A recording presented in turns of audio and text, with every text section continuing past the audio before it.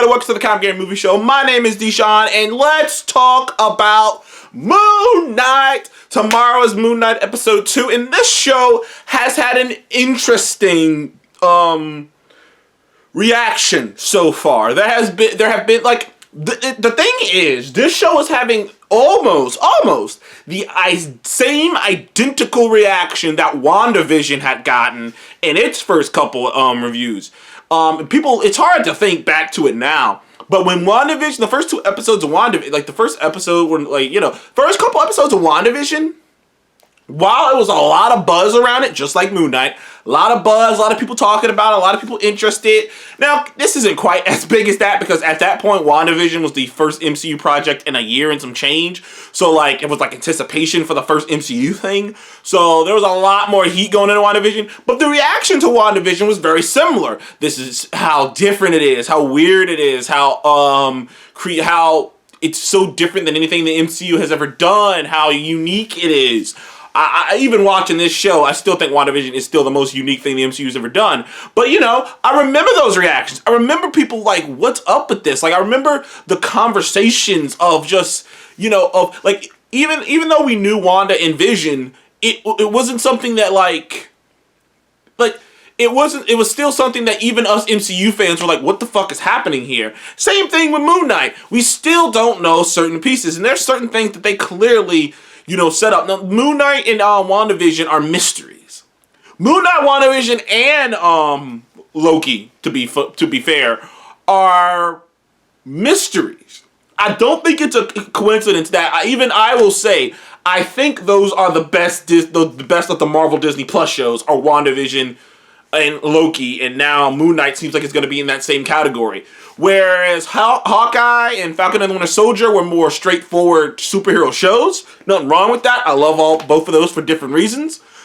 I still think Hawkeye might have had the best finale, and Hawkeye might have been the most, grounded of all of them. But that's still for another time. Moon Knight and WandaVision are mysteries.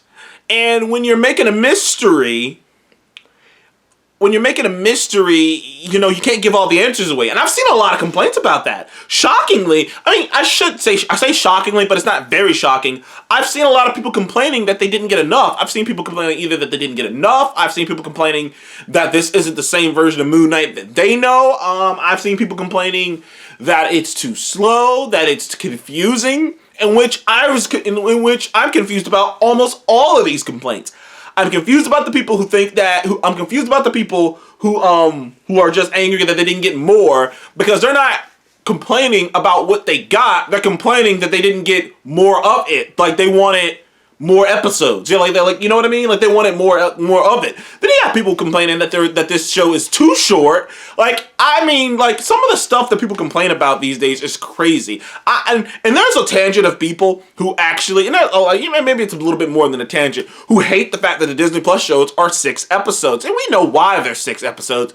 It's for budgetary reasons, so that, they can keep it looking at least decent, because, they don't want to stretch it out to 8, 10, something like that, and then either you're gonna have to have a bigger budget or things are gonna start looking a bit choppy. Once you get out to that, so they want to keep it kind of condensed. Each of these Marvel shows are about 170, 200. You divide that up into 6 episodes. You got a pretty good budget per episode. But you go out to 10, then it starts looking like now you start getting into it's the budget's it's like you don't want to stretch the budget too far, which is why they make it 6 episodes. Like that's the real reason why it's 6 episodes, and why most of these shows are long, and most of the shows, except for like Hawkeye. I think Hawkeye was the first one that was like a show. Like Hawkeye's the only one that, and this feels like one too, that feel like a show. But I digress. It's a mystery, and some people don't like that they don't get all the answers. Some people don't like that there's not more explained, that there's not more episodes released at a time. There's a lot of complaints going on about the show, but I think that the reason the show, and that's the thing, I'm saying it's like polarizing. I'm saying it's like divisive. Like that it's kind of become like, it's kind of divisive when you look on the internet, but it's got an 86% on Rotten Tomatoes. It's got a 95% audience score. So clearly people do like it. Like people are in on this show. So it's not like, clearly people are in on the show. So, it's not like that bad. It's like WandaVision. It's not that bad. WandaVision ended up with like a 90-something Rotten Tomato score, like 80-something. So, it wasn't that bad. But it isn't like people aren't as taken with it as like Loki, so to speak. Loki had a mystery element to it. It was a character that we know, and are entertained by, along with the actor that we know in Owen Wilson, and a situation in a unique, crazy, kind of wacky situation with the TVA. So like Loki, that's why Loki has the biggest numbers. If they released something today that said like Moon Knight had more views than WandaVision and Hawkeye. It was tied with Falcon and the Winter Soldier, but Loki has it was like 1.8 million like households in like 3 days or something. But Loki had like 2.8, like 2.7 or some shit like that. Loki had a lot. Loki had a shit ton. But Loki is a different character because he's such a popular character. He was in one of the biggest films of all time. There's a reason. It makes sense that Loki would be the one to get so many views. But I digress. So that's just me talking about the general response to Moon Knight that I find just fascinating and interesting, how some people dislike this and dislike that. Some people find it like they want more from it. Some people say that it's confusing, which to me, the confusing aspect makes perfect sense because I get the feeling, we'll find out tomorrow, that we're probably going to get a different side of the events that we saw in the show. Now, there have been theories put out there, it's kind of minor spoilers, but from what I've heard, and all the critics have seen the first 4 episodes. No one's seen the last 2, but the first 4 episodes have been viewed by critics.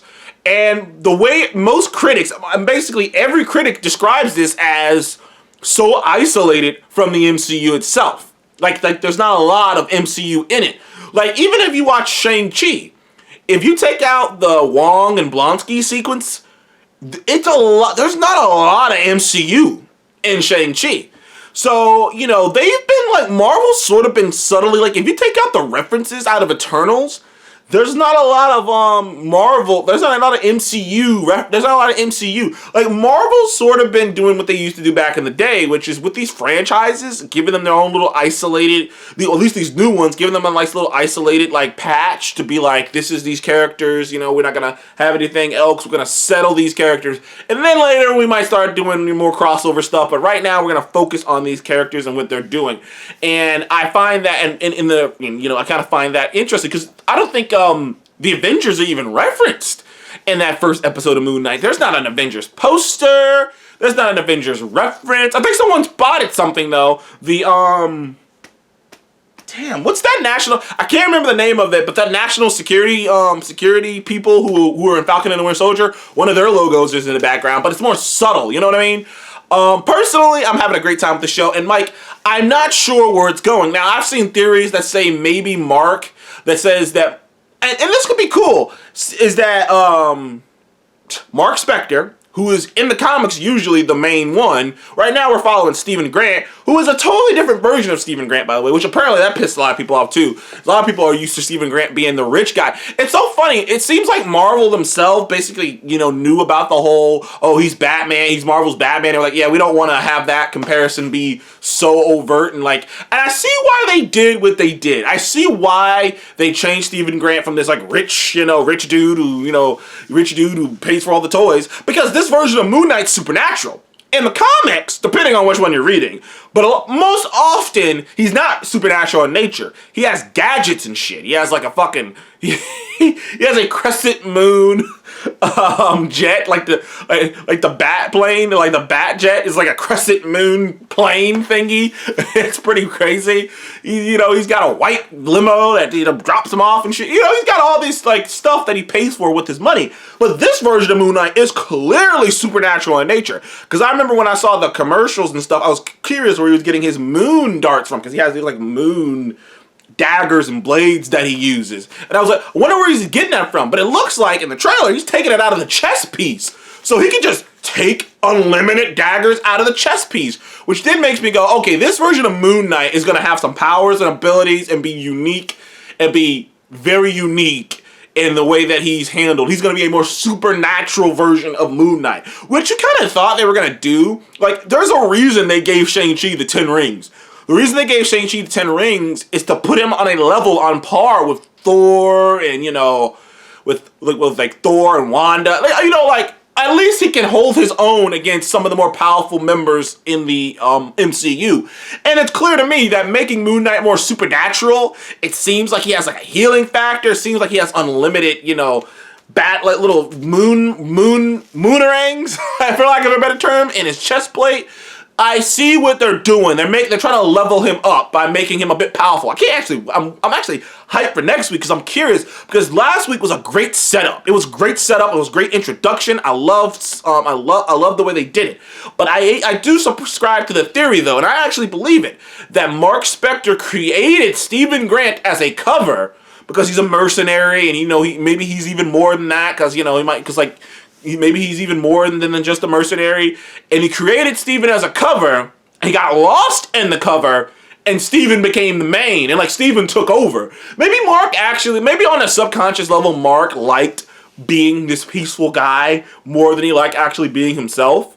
So this part of himself is the one that took over.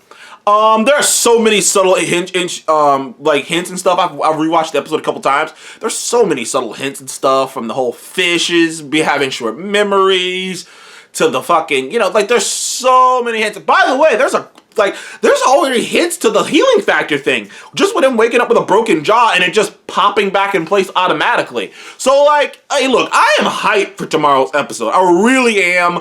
Like, this wasn't much of a theory episode. I ended up just gushing about the show and just like breaking it down and getting to the details. But yeah, man, like I'm excited for what happens next. I'm curious if they're gonna do the reverse. That was what I think they're gonna do tomorrow. Is they're gonna do the reverse. They're gonna show the events that we didn't get to see. Like that's what I think. We're gonna see the flip side of that coin. We're gonna see what Mark saw the whole time. Like Mark going through the process, Mark doing all the stuff, and then it's gonna be like, and then he's gonna black out, and Steven takes, and you know, and when Steven's taking over. So I think we're gonna get to see the reverse flip side of that coin. We're gonna get to see him take the fish back. We're gonna get to see him fucking those dudes up. Like I feel like we might see sequences over again. Like I'm curious to how they're gonna handle that. Are they gonna make the entire episode the reverse, or are they gonna just, how subtle are they gonna be about it? I actually suspect that it's gonna start off with Moon Knight out, cause it looks like it's going to do that. I think it's going to start with Moon Knight out in the streets fighting more of those, I'm not even sure, those dog creatures. Those fucking dog-like creatures. I think it's going to break out, like an action sequence is going to break out up top with him fighting those things. That's what I believe is going to happen. And we're going to just slowly get into, and then like, he's going to start having, I'm curious if they're going to introduce Mr. Knight here. Because Mr. Knight is very interesting. I'm curious of the voice he's going to have as Mr. Knight. Because in a lot of promotional stuff, they've shown the Moon Knight and Mr. Knight as if the Moon Knight and Mr. Knight are two totally separate personalities, as personalities apart from Mark Spector. So it's like, yo, it's Mike. Like, it's a lot going on. It's Mark Spector, it's Moon Knight, it's Stephen Grant. I'm like, yo, okay. And I'm like, are they other personalities in there? And I'm curious, because and it kind of spoiled it a tad bit for me. And the trailers clearly, and I saw it, and I don't want to spoil it, but clearly, which, you know, maybe it's not that big of a mystery because we all kind of see it coming. Clearly, Mark or Steven gets a grip on the power of the Moon Knight. Because there's sequences where where his eyes aren't glowing, he has the full suit on, the crescent, he has the full suit on, but no, you know, nothing over the head, which means at a certain point in the show, he becomes whole, or he gets a part of it. I don't know how I feel about that. I mean, that's just me talking right here, so maybe when it happens, so maybe they'll come up with a good reason. But Moon Knight's his whole dissociative identity thing with multiple personalities is sort of become a staple to the character, and they're doing a great job with it. So if the entire show is leading up to him being whole, then it's like, okay, well, I mean, that's okay, he's still a badass, but like his whole, you know, hopefully it means that he just got a grip on Moon Knight and him and Steven are still sharing a body together, because I think there can be some real fun to be had with those characters, and I can't wait for tomorrow's episode. Anyway, thank you guys for joining the Counting Game Move Show. Please like, subscribe, and I will see you guys on the next one. What do you think is going to happen tomorrow in Moon Knight Episode 2? What are you most excited for? Comment below. Let me know. Thank you guys again. I'll see you on the next one. Goodbye.